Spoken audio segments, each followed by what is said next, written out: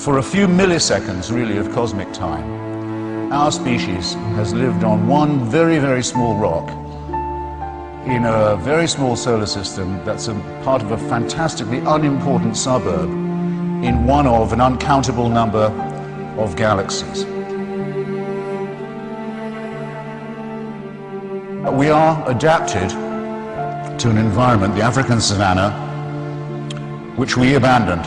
Why did we abandon it? Because if we didn't abandon it, we were going to go extinct. There was such a climate crisis in Africa all those thousands of years ago that the tiny tribe that was then us made the very smart decision to move north and out and away. But the human species was down to less than 2,000 or 3,000 people at that point. And if it had not made this move, would have gone the way of 99.8% of all other species that have ever existed on this planet and gone extinct. Now I just rubbed that in once more. 99.8% of all the forms of life ever to appear on this terrestrial globe are gone, wiped out.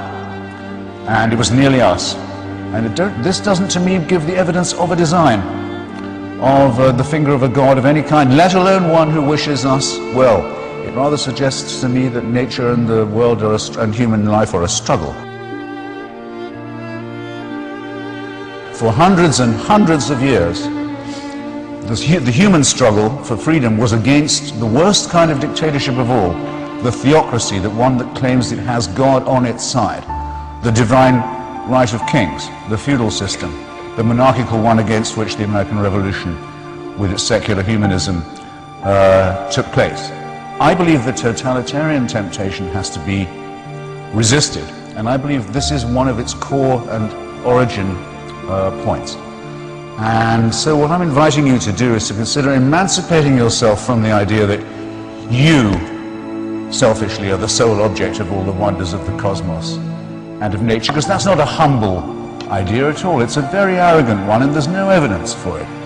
You'd do better to emancipate yourself from it and do some real study of genetics and biology and cosmology.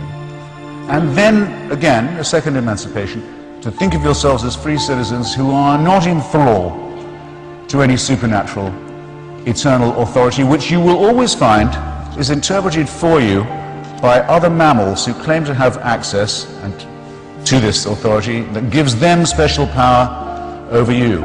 Don't allow yourselves to have your lives run like that.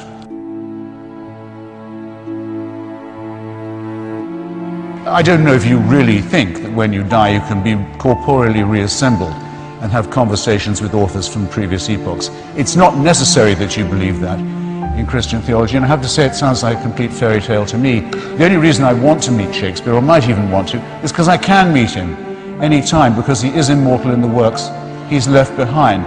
If you've read those, meeting the author would almost certainly be a disappointment.